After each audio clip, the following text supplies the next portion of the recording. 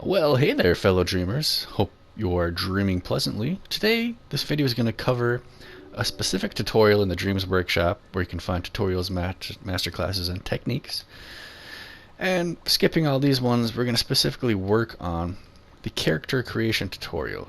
Want to learn how to make your own characters with amazing abilities, how to remix and tweak another dreamer's characters. In these sessions, you can customize a character's look and give them special abilities. So, we're going to start in here. And we've got two different tutorials, character art tutorial, a little bit of love. You can become a character of your own, find out how to change and pose the look of a puppet, and add some accessories. And hopefully we can get to the advanced tutorial. Want to know how to change a blank puppet settings, maybe add custom abilities, special moves, and enhanced settings are all possible, and here's where you'll learn how. So we're just going to start with the character art tutorial. I'm just going to restart it, and here we go. I hope you learned something.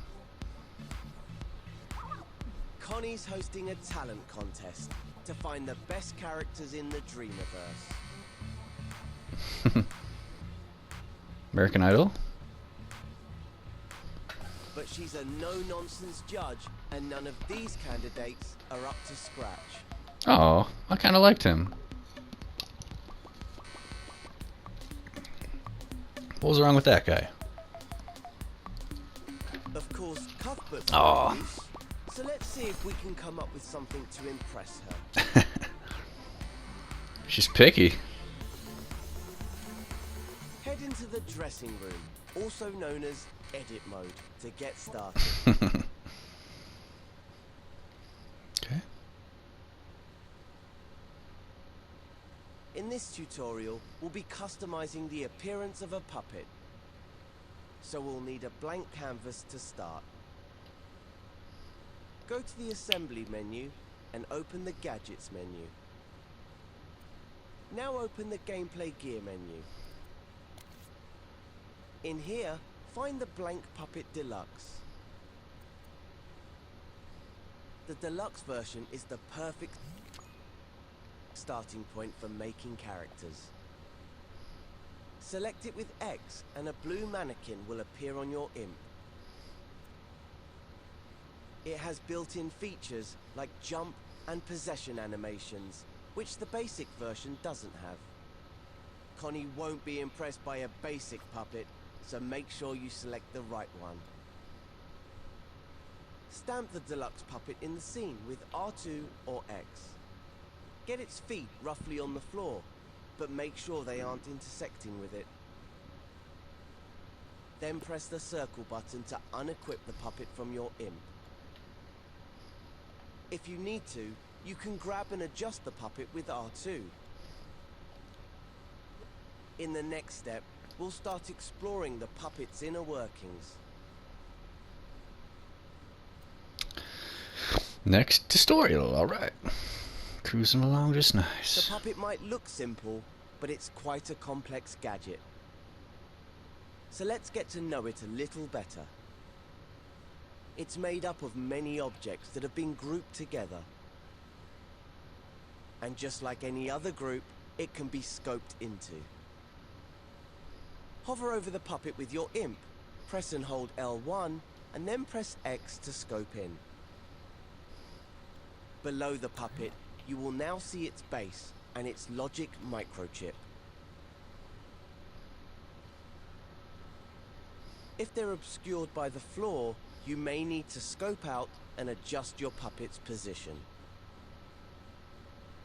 The puppet's body is made of sculptures, joined together with connectors.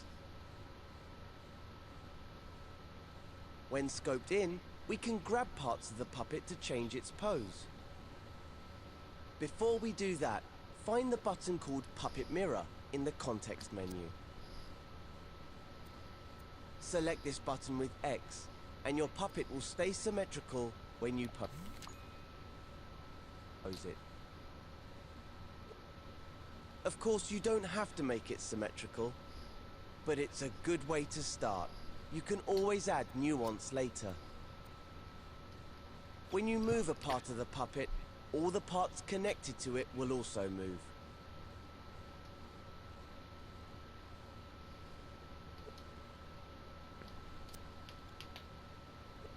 The root of the puppet is the pelvis, and every other part is connected in a hierarchy from there. For example, moving the upper arm will move the lower arm and the hand as well. But if you move the pelvis, the whole puppet will move. Its feet will try to stay in contact with the floor. So if you lower the pelvis, the puppet's knees will bend. You can also rotate parts by grabbing them with L2. Use R2 and L2 to create a new pose for the puppet. Changing the pose can be a great starting point for a character. The pose could be confident, sad, scared, or aggressive. Don't forget, you can undo any changes with the left directional button if you make a mistake. Use the grab cam to adjust your pose from different angles. Just hold R1 over the puppet to activate it. When you've finished posing your puppet, move on to the next step. Let's give him a real quick pose. I don't know. Something a little bit like this. Crouch him down a little. I don't know.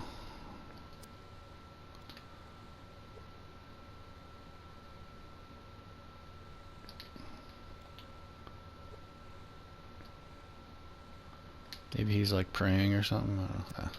Whatever, good enough. Let's move on to the next step.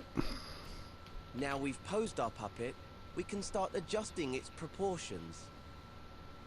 To do that, we're going to use the stretch tool. Go to the assembly menu, then open the tools menu.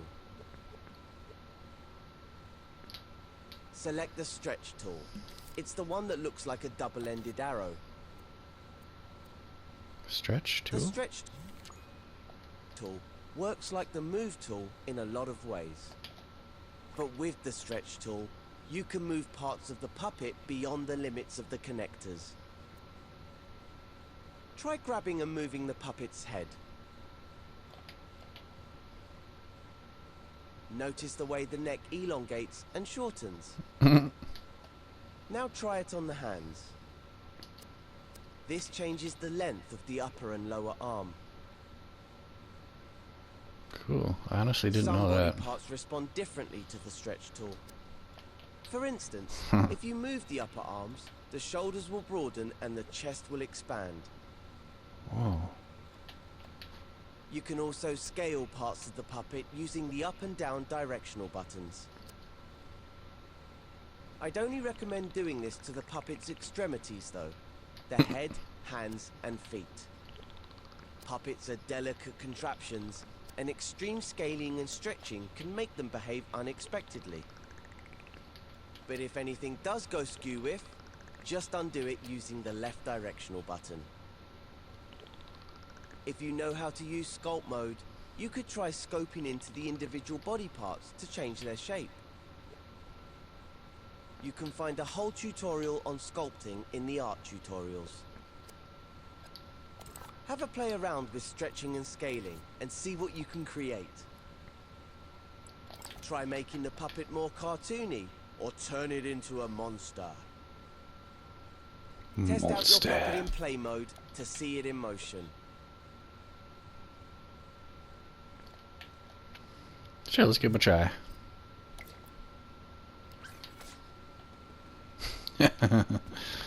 When you're done, return to edit mode. It's cool. I am actually learning this, even though I've done a bunch of this stuff already. Rewind time with L3 to get your puppet back in position.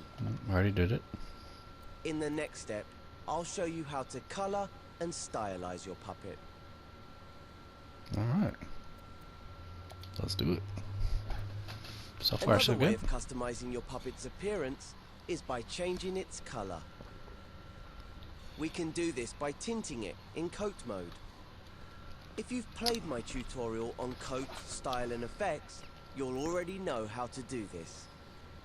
In the assembly menu, go to the modes menu and enter coat mode. In the coat mode menu, open the colors menu and select a color for your puppet. Eeny, meeny, miny. Green. Now hover over your puppet and hold R2 to tint it with your selected color. Tap, tap. Let's hold it. The longer you hold R2, the stronger the tint will become. If you want your puppet to be multicolored, simply scope into the puppet. Select a different color from the colors menu. Hover your imp over a part of the puppet you want to tint. How about the head? Now, when you press and hold R2, just that part of the puppet will be tinted. You can also use the tools in Style Mode and Effects Mode. Try using Style Mode to change the texture of your puppet. If you don't know how to use Style Mode, there's an art tutorial which can help you. In the next step, we'll dive into the dressing up box.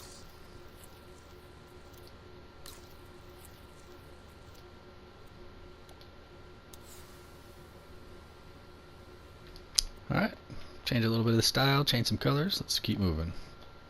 One of the simplest ways to customize a puppet is by adding accessories. But to make sure they move with the puppet, we need to group them with a body part. Before we do that, This step is important. to fully understand the concept of scoping in and out of groups and objects. If you've played part 4 of the Start Dreaming tutorials, then you'll already know a thing or two about using groups. Objects in Dreams are often combined into groups, which can be treated like a single object in assembly mode. Groups themselves can also be grouped. This means that you can have groups nested inside other groups. Let's try scoping in and out of something else before we invade the puppet's personal space. Over there on the floor is a hat box. Make sure you're in edit mode. Now try taking the lid off the hat box. The whole box will move because the lid, the box, and its contents have been grouped. Undo the move with the left directional button to put it back in its place. Now scope into the group. Hover over the hat box, press and hold L1 and press X. L1 and Everything X. but the box should go grey and blurry. If not, make sure your visual feedback preference is set to all. This shows that you've scoped into the group and can edit its contents. Now, you should be able to take the lid off the hat box. Inside is another hat box. Try taking the lid off this one. I think you can guess what will happen. This smaller hat box is also grouped with its lid and contents. Remove the smaller box and place it next to the large one. Now scope into this group by holding L1 and pressing X over the smaller hat box. So we're getting even deeper into this group. The original hat box will go grey and blurry as we've scoped into a subgroup. Just like the Now second you should be able to depth. open the smaller hat box. What's inside? It's a good idea for a tutorial. A lovely hat. Take it out and place it next to the smaller box. When you've done that, proceed to the next step. So we scoped in again, we scoped in again. That's really important when you're getting deep into Now that we've taken the hat out of the sculpting. box, let's try putting it on our puppet. First, we need to scope out of this group. To do that, simply hold L1 and press circle. That takes us L1, back into the large hat box circle. group. Now scope out again into the main scene by Scoped holding out L1 again. and pressing circle. Just get deeper and deeper into those sculpts. Pick up the hat. Oh, Ah, We seem to have a bit of a problem here. The hat is still inside the nested groups, even though it's outside the hat box. When you scope in and out, only you and your imp are moving in and out of objects or groups. Unless you're carrying something with you. Scope back into the large hatbox group, and then into the smaller hatbox group to get the hat. Scope in. Now grab and Scope hold in. the hat with R2, and scope out of both groups with L1 and circle while holding the hat. Keeping hold of R2, hit L1 and circle. If you've done it correctly, you should be It's back in important. the main scene. With a hat you can now move independently of the boxes. Do it. That's because scoping in and out of a group whilst holding an object adds or removes it from that group. Hurrah! Now we can put it on the puppet. Grab the hat, hover over the puppet, then hold L1 and press X to scope into the puppet with the hat. Now So scope into the puppet's head while still holding the hat. L1 and X. This is a shortcut for grouping two objects if you're already L1 grabbing and one X. of them. Simply grab an object and scope into another object to group them automatically without having to select them. Tilt it a little. The same way that scoping into a group while holding an object adds it to the group. Now that it's in a group with the head, place the hat where you want it. Remember to check it from different angles using the grab cam to make sure it's in position.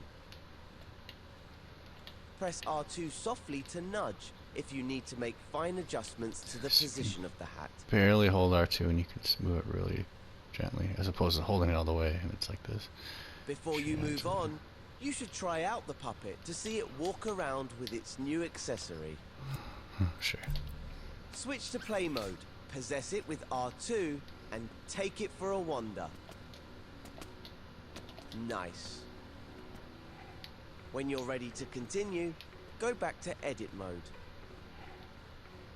Going to play mode and back to edit mode will scope you out of any groups. Remember to rewind time with L3 to get your puppet back in position. Yep. Then go to the next I already step. did it. So that last tutorial there is really important, learning how to scope in and out of objects and merging those objects. I had a really hard time with that when I first started trying to do sculpting, combining things to characters. Okay, let's add some more accessories before our puppet's stage debut. Open the assembly menu and select Search, the button with the magnifying glass, to search for an element. Usually, you'd be in the Dreamiverse here, but for this tutorial, I've kept things simple and curated a collection of elements for you to use. Thanks. Take a look at some of the accessories in the collection. Select one you like with X. This is cool. You'll now have your chosen accessory on your imp. Don't stamp it down yet though. First we need to scope into the puppet. You can do this even when you have an element from the Dreamiverse on your imp. Scope in with L1 and X, and then scope into the body part that you want to attach it to. So I hover over it, L1 and If that X. body part is already in its own group, you'll enter that group. Then we're going to But L1 if and the body X part is just a again. sculpture, then you'll create a new group when you stamp the object down. Once the accessory is in the group, you can adjust the accessory while you're there.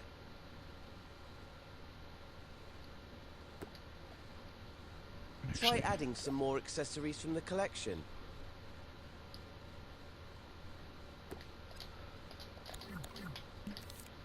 Search for some more. What else we want? Then it's important to test the puppet in play mode to check that the accessory is attached correctly. Let's give him a hand glove. Sure. Here's another very important tip. If you ever want to remove an accessory, whatever you do, don't ungroup the body part. If you do that, you'll delete that group's connection to the puppet. And without the connector, your puppet's limbs will start falling off when you go into play mode. And nobody wants that. Maybe you do. Instead, scope into the group containing the body part and the accessory.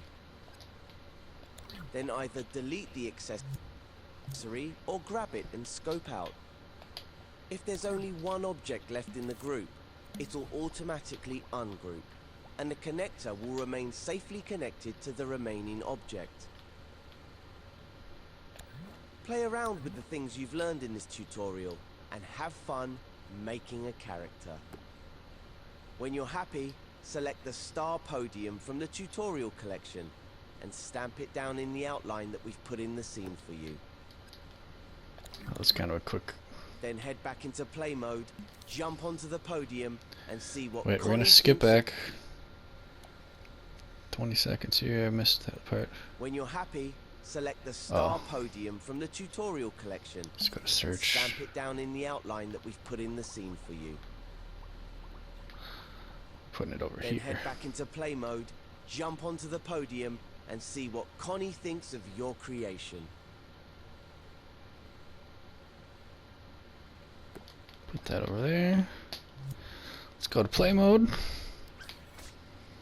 Here's our crazy dude. He's a pretty good headbanger. Ah! He's got some cool hands. Let's go to our star podium.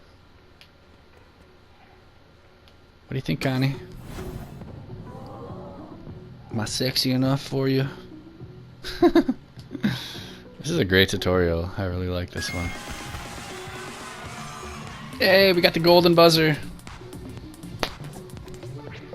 The green smiley face. Oh, look at that celebration. That was a great celebration. Okay. Saved, you can continue or replay earlier steps. Well done, you can be able to return it whenever you like. Okay. Alright. So we have done character art tutorial. Let's get into character gameplay tutorial. And like I read earlier, want to know how to change a blank puppet settings, and you want to add a custom ability, special moves, enhanced settings, you'll learn here. Sweet. So on to the next tutorial. Oh dear, it looks like Cuthbert is really stuck this time. In previous tutorials, you've edited the scene to help Connie reach Cuthbert. But this time, you'll be editing Connie herself, supercharging her with some new abilities to get past the obstacles in the scene. Cool. Bear in mind that this is a complex tutorial in which it's easy to make a mistake. If you do, remember to use the left directional button to undo. Now go into play mode and see how far you can get. Possess Connie with R2 and press the X button to jump. Oops, she can't even get over the first obstacle. So let's start by souping up her jump height. Switch back to edit mode and we'll get started. Okay. To change Connie's jump height, all we need to do is tweak her. Easy. So hover over her, hold L1 and press the square button to open her tweak menu. L1 and square. This is a puppet tweak menu. As you can see, it's jam-packed with different options. Thankfully, the setting we want is on the first page. All these settings control Connie's overall movement. We could make Connie run super fast or super slow, but nah, that's not gonna help her. A nice high jump is what we need. What do we have here? This slider controls Connie's jump height. Hover over it with your imp and hold X to grab it. Move your imp to adjust the slider to around 3 meters. That should be enough to get over that stack of blocks. The puppet tweak menu also has some really useful testing controls. Click R3 to start time and Connie will come to life. See what happens now if you hover your imp over the jump height slider. You can preview the jump. so you can get it to the perfect height without having to test it in play mode. You know, I didn't know that either. Actually, I think you should dial it back to 2.5 meters, or she might overshoot the jump. You can make small adjustments to sliders by using the up and down directional buttons. Hover over the slider and use the down directional button to adjust the setting. Feel free to explore some of the other settings in the menu.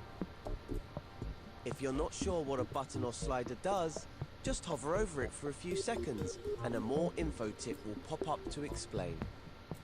You can even adjust the strength of gravity on her jump. Turn it down a bit to make her jump more floaty. When you've got Connie's jump the way you want it, give it a test run in play mode. Play mode? See how far Connie can get now, then move on to the next step when you're ready to continue. Oh, we're too tall now. So what do we do now? Shrink? Maybe learn how to do a... Go back to edit mode here. Next step. Well, that was pretty cool. Unfortunately, Connie's new jumping skills aren't going to be much use on the next obstacle. And don't even think about making her jump over the top, because that force field will zap her in a second. Instead, let's give Connie the power to crouch. I bet she's always dreamed of it. If you're still in play mode, switch back to edit mode now. Rewind time with L3 to put Connie back at the start. To give her a crouch, we need to scope into her. Puppets are made up of sculptures, connectors, and gadgets that are grouped together. Hover over Connie, press and hold L1, then press X to scope in.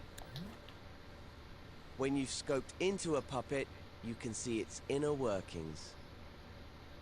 On Connie's back, there's a microchip gadget. It's called Connie's brain, and it contains all her logic and animations. Let's take a look inside. Hold L1 and press X over it to scope in and open the microchip canvas. L1 and X. There's quite a lot going on in here. The gadget I want you to look at is this one in the bottom right corner with the diamond icon. This is a keyframe gadget. If you've played through the keyframes and timelines tutorial, you'll already know all about these. Keyframes record changes to things in the scene. They store those changes in a gadget, which can be triggered using logic. This keyframe contains a crouching pose for Connie. Select the keyframe with X, and you'll see a preview of how it looks.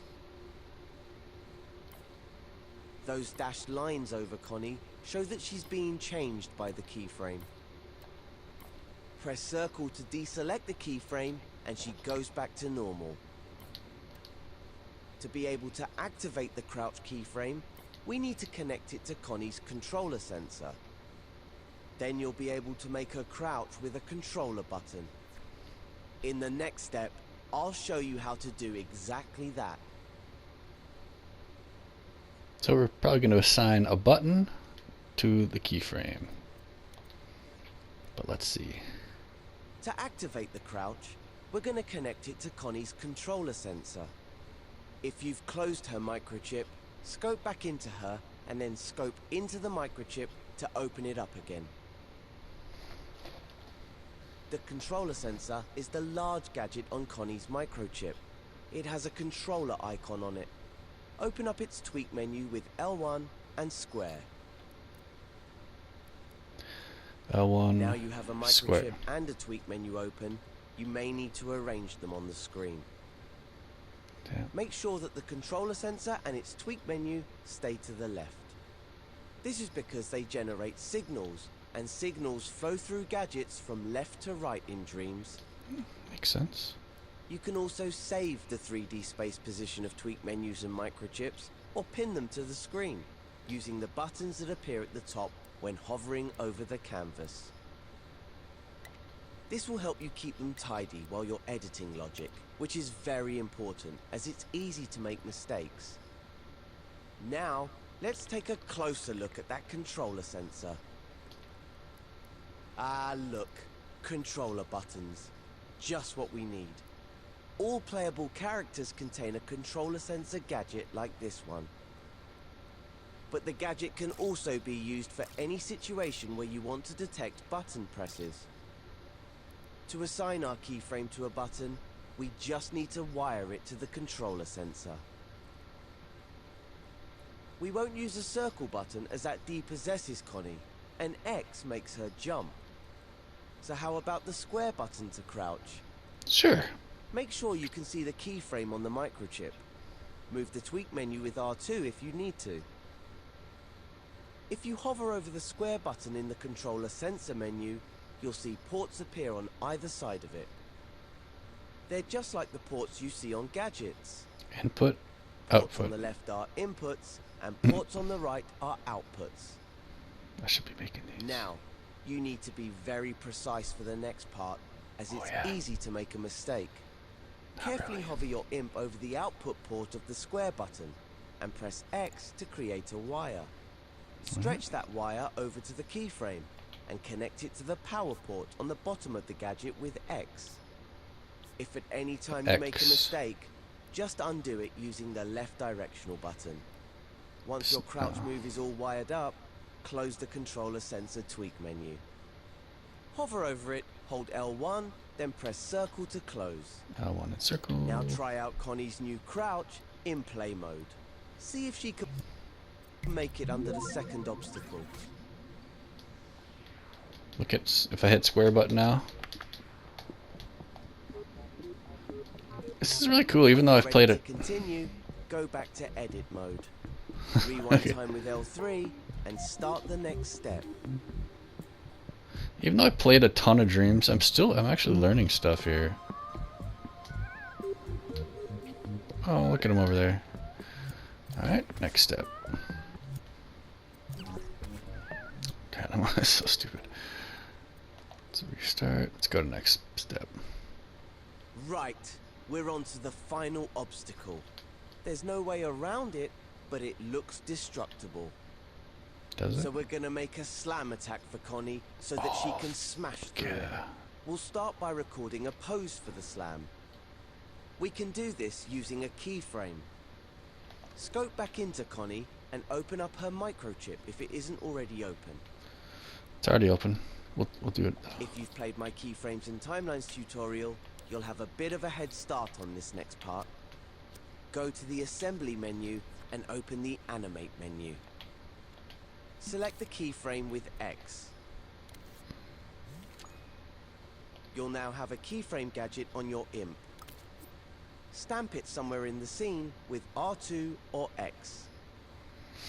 The keyframe records changes you make to objects and settings in the scene. It starts recording as soon as you stamp it. You can tell it's recording because your imp will change shape and color. Now that we're recording, grab Connie's upper body with R2 and drag it gently down to the floor. You see how my imp looks different right now? Because we've scoped into her, we can move her body parts individually to create a pose. Dang it. If we weren't scoped in, we'd move Connie's whole body. Yeah, we weren't scoped Notice in. that her knees automatically bend. Make sure her cone is all the way down to the floor so that you can't see her legs. Keyframes can record changes to anything, even tweak menu settings. So, just for visual flair, let's also make her glow. Hover over Connie's cone, hold L1 and press square to open its tweak menu. Because we're scoped in, this opens the tweak menu for the sculpture itself, rather than the puppet. All the settings on this page change the way Connie's cone looks. Look for the glow slider on the first page. Its icon is a sun. Raise the glow up to about 40%. Once you've set the glow, select Stop Recording in the context menu to store the changes to the keyframe. You can close the tweak menu now too. Just hover over it, hold L1 and press circle. L1 and circle. Select the keyframe gadget with X to preview what's being recorded. Looks good. Cool. Deselect the keyframe by pressing circle. Circle. In the next Or you step, can hit X. we'll continue building Connie's slam attack. Cool. I'm still learning little simple things, even though I kind of knew them, but it's kind of cementing what I already The knew. next step is to place our new Connie animation into a timeline. Using a timeline will let us time the animations and effects of the slam attack. Go to the assembly menu and back to the animate menu. Select the timeline with X. Hover over Connie's microchip and stamp a timeline above the crouch keyframe. Now let's open the timeline canvas with L1 and X. The slam attack should be a really quick animation. So adjust the canvas so it's only 1 second long. Any longer and it won't feel snappy enough. Hover over the edge of the timeline canvas so that a white line appears along it. You'll also see a white double-ended arrow appear next to the edge by your imp. When you see this, grab the edge of the canvas with X. Move your imp to shorten the timeline to 1 second. Make sure you don't select the trim button by mistake. It's a square button by the numbers at the top of the timeline. It has a black arrow on it. The timeline duration is now correct, but the space is very small. So let's zoom in a bit. Hover your imp over the timeline canvas, hold L1 and press the right directional button to zoom in. This will keep the timeline duration to 1 second long, but stretch the space so that you can fit more detail into it. I didn't know that either. If you need to zoom out, just hold L1 and press the left directional button. Now Cool. let's put our slam attack keyframe onto the timeline. Grab the keyframe with R2 This one and over place here. it at the start of the timeline canvas. Make sure you've got the slam keyframe and not the crouch one.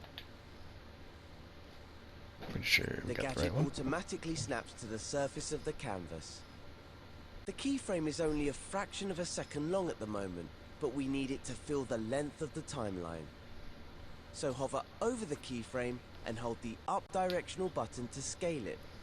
Make it the same length as the timeline. Now we want to wire the timeline up to a button press, just like we did with the crouch. Move the timeline canvas so that you can see the controller sensor and the timeline gadget. Open the controller sensor tweak menu with L1 and square. I already did it. I'm going to use L1 as the slam attack button.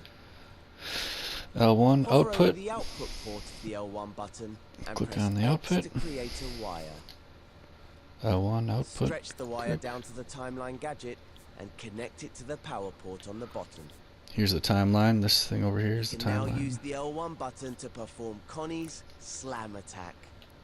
Give it a try in play mode. Let's see if that worked. At the L1. moment, it's just an animation, so it's not going to do anything to the blocks. But in the next step, I'll show you how to add some force to it. When you're ready to continue, return to edit mode, rewind time, and start the next step. Alright. Let's do it. The slam attack animation is all set up, but it's not doing much besides looking cool. So we need to add a gadget to our timeline that will emit a force when Connie slams the ground. The gadget we're going to use for this is the force applier. Go to the assembly menu and open the gadgets menu. Find the move as an output menu and open it with X. The icon for the force applier looks like a gust of wind. Select it with X to equip it to your imp. I hope you've still got the timeline open. If not, open it with L1 and X. Stamp the force applier onto the timeline canvas below the keyframe. Press circle to unequip the force applier from your imp. Okay. The force applier isn't very strong by default, so we'll need to tweak it. To open its tweak menu, hover over the gadget, hold L1 and press square. L1 and square. At the top of the tweak menu is the force strength slider. Its icon is a beefy arm. Drag it all the way up to 100% using your imp. That will ensure the force emitted will overcome the gravity in the scene and the friction between the blocks. Next, increase the force speed to 10 meters per second. That will give the slam attack some punch. If you take a look at Connie, you'll see a green zone around her. Anything in this zone will be affected by the force applier. At the moment, the zone isn't much bigger than Connie. Hover your imp over the zone and arrow gizmos will appear. Grab them with R2 and move your imp to change the size of the zone. Or you can scale the zone more precisely in the force applier tweak menu. Go to the tab called Zone Size. Grab the zone size slider with X and set it to about 3.5 meters. Okay, let's test out Connie's new powers. Switch over to play mode. Possess Connie and give her new slam attack a try. Oops! Looks like it's more power than Connie can handle. The force applier is pushing her off the platform.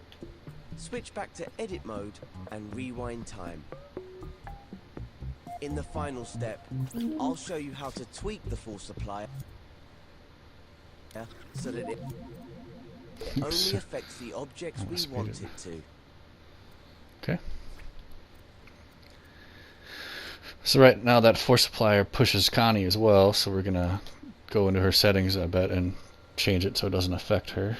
Doesn't affect characters. To prevent the force applier from pushing Connie off the platforms, we're gonna use labels. Scope back into Connie and open up her microchip. Yep, we already got it up. Open the timeline canvas with L1 and X. Now tweak the force applier with L1 and square. So we still got that open. Labels can be L1 given and to square. any object in the scene, and gadgets like the force applier can detect them. In the force applier tweak menu, go to the Labels tab. Labels. Right here. By default, it will detect all labels. There are labels for all sorts of objects: foes, scenery, targets. The friend label is used for playable characters like Connie or friendly characters like Cuthbert. So if we deselect it, the force applier will no longer affect Connie. Hover over the friend button and press X to deselect it. It's the button with the heart icon. One step ahead of you, buddy. So turn this off. Now Keep Connie the should rest be on. able to blast through the blocks without firing herself off into space. Use her new skills to pass all the obstacles. And you can use your new skills to create some characters for your scenes.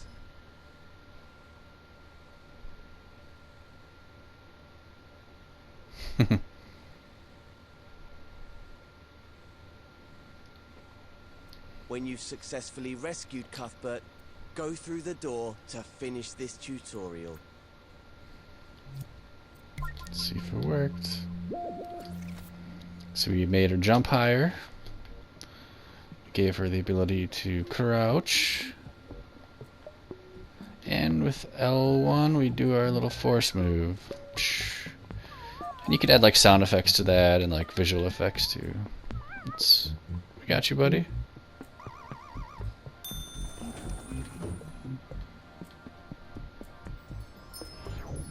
Yay! Well, I believe that's going to be it. Tutorial has been saved. You can always redo it. And we finished the character gameplay tutorial. So those are the two that I wanted to do in this video. I hope you learned some. I'm sure I'll end up doing more of these tutorials, although this one I felt was a really important one, and plus I haven't done it yet. I did a lot of these in the early access, or not the early access, the creator beta. So anyways, I hope you enjoyed it. Maybe you learned something, maybe you didn't. Hopefully you just enjoyed the ride, if anything. Oh, we leveled up. Nobody cares. So yeah, I'm Spiders on PlayStation Network. Hit me up. And I hope you liked my channel, Clever Trev Gaming. Give me a like and a subscribe. But only if you liked it and if you really want to subscribe. Take care, my friends. Clever Trev over and out.